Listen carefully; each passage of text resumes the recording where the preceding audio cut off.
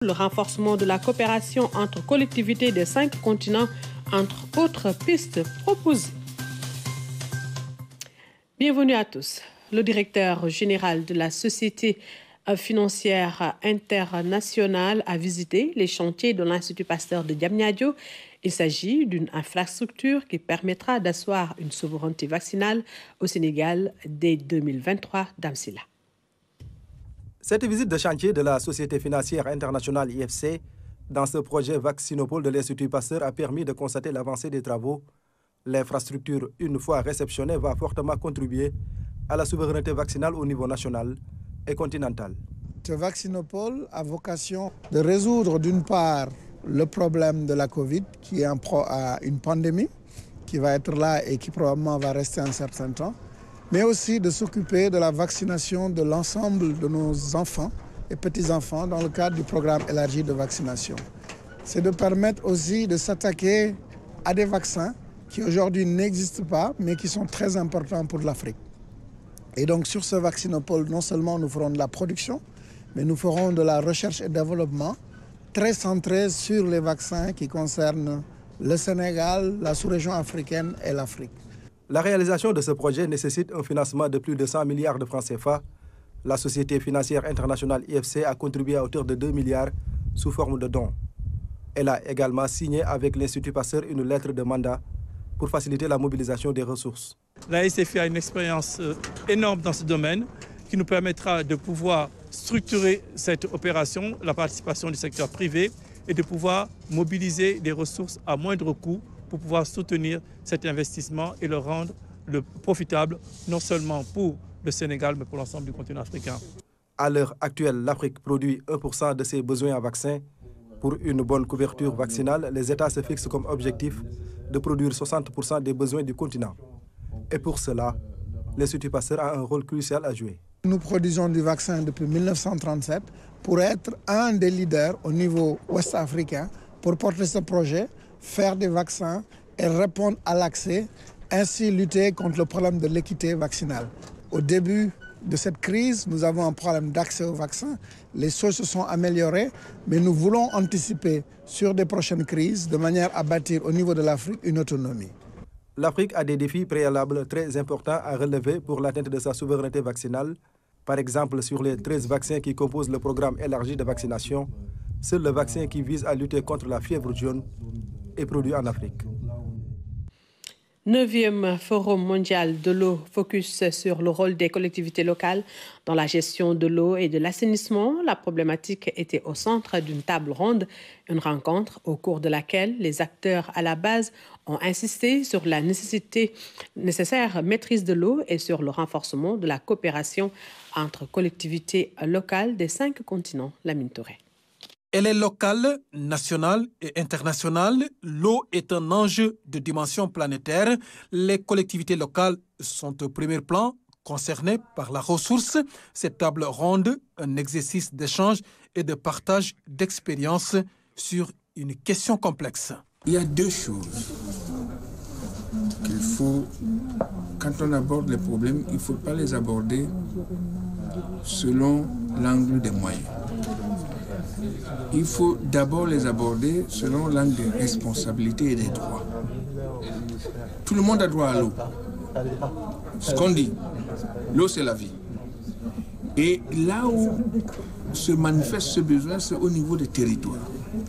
C'est la responsabilité des territoires que de trouver de l'eau pour ses habitants.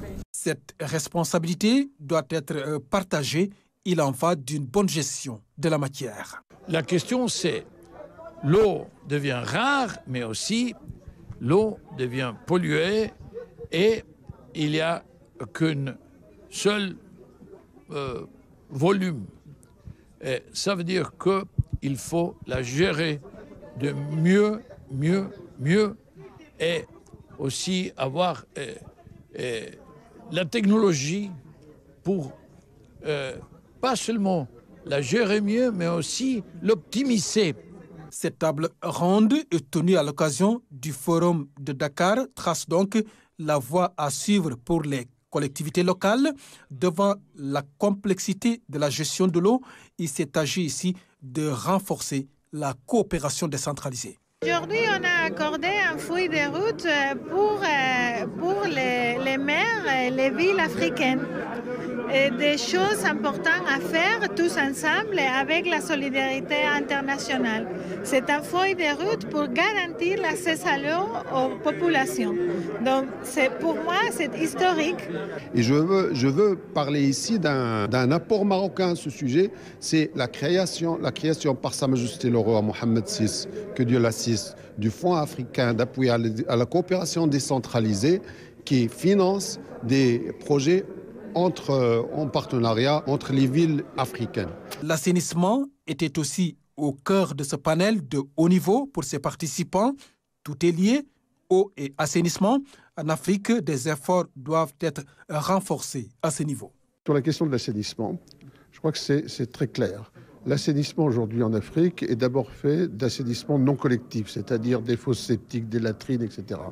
Et finalement, c'est un assainissement informel qui ne répond pas à toutes les caractéristiques et les performances qu'il faut attendre pour protéger la santé publique.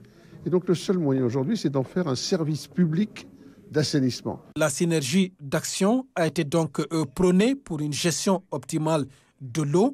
Les conclusions de cette table ronde seront portées à l'attention des décideurs politiques des 5 continents. À l'issue de cette rencontre, le ministre de l'Eau et de l'Assainissement a félicité les acteurs locaux pour leurs initiatives. Il est aussi revenu sur les efforts du gouvernement du Sénégal pour une maîtrise de l'eau. Serine Mbaye Thiam est au micro de Lamine Touré. La place des collectivités territoriales pour la gestion de l'eau et de l'assainissement diffère d'un pays à l'autre. Il y a ici dans cette salle des mairies, des municipalités qui gèrent directement l'eau avec des sociétés de gestion. Ce n'est pas encore le cas du Sénégal. L'eau et l'assainissement ne sont pas des compétences transférées. Mais nous avons engagé des réformes dans le domaine de l'hydraulique rurale. Et lorsque nous avons évalué cette réforme de l'hydraulique rurale après 3 années de fonctionnement, nous avons retenu que les communes rurales vont être à côté des délégataires de services publics pour l'eau en milieu rural et à la limite participer au capital parce que ça permettra une gestion de proximité des questions d'eau. Aujourd'hui, nous sommes heureux de nous rendre compte que les élus locaux sont venus de tous les continents du monde pour assister à ce segment politique des élus locaux. La conférence des Nations Unies de 2023, qui va certainement exploiter les résultats de ce forum, ce sera une conférence où on n'aura que les représentants des gouvernements. Mais il est important que ce forum, dans sa déclaration et le plan d'action qui sera élaboré par les élus locaux, puisse constituer des éléments sur lesquels les gouvernements vont se fonder pour porter non seulement la voix des États, mais la voix de tous les acteurs de l'eau. Forum mondial de l'eau toujours, le secrétaire exécutif s'est dit satisfait de l'organisation et du programme. Selon Abdoulaye Sène, le forum de Dakar connaît déjà un succès. Il a tenu une conférence de presse, le compte-rendu de Maman Moussagna. Devant la presse, les organisateurs du Forum de l'eau ont d'emblée estimé que la cérémonie d'ouverture a été d'une réussite totale, aussi bien sur le plan de l'organisation que sur celui relatif au contenu du programme. Nous avons entendu l'UNESCO parler du rôle de la science, des innovations, des connaissances pour bien prendre en charge le devenir de l'eau. Nous avons entendu la Banque mondiale, la Banque africaine développer leurs idées, leurs propositions concernant les financements innovants pour le secteur de l'eau. Mais ce n'était pas tout. Nous avons entendu l'OCDE. Une vingtaine de sessions se sont tenues jusque-là dans 13 salles du CICAD. Des sessions riches en échanges et très fréquentées, à la satisfaction du secrétariat exécutif du Forum. Nous avons eu des sessions hier, nous en avons eu aujourd'hui, et je peux vous assurer, de par les remontées que j'ai reçues, que c'est des sessions qui ont été particulièrement été bien fréquentée et avec des réflexions, des échanges. Donc, nous sommes parfaitement satisfaits de ce point de vue. Ainsi, le Forum de Dakar devrait aboutir à des solutions concrètes. Il devrait servir à attirer d'abord l'attention sur les futurs risques liés à la rareté de l'eau. Et c'est l'une des raisons pour lesquelles le Sénégal a décidé de faire émerger ce qu'il a appelé un Blue Deal, c'est-à-dire un deal, une sorte de concertation marquée par des engagements en direction de plus d'attention pour l'eau. Et c'est ça qui est attendu et c'est ça que nous avons la conviction qui sera afin que, oui, le Forum de Dakar reste historique en termes d'engagement, en termes d'orientation et soit impactant également sur l'agenda onusien. Le Forum de l'eau de Dakar prend fin le 26 mars prochain. Les rencontres se poursuivent au CICAD à Diamniadio.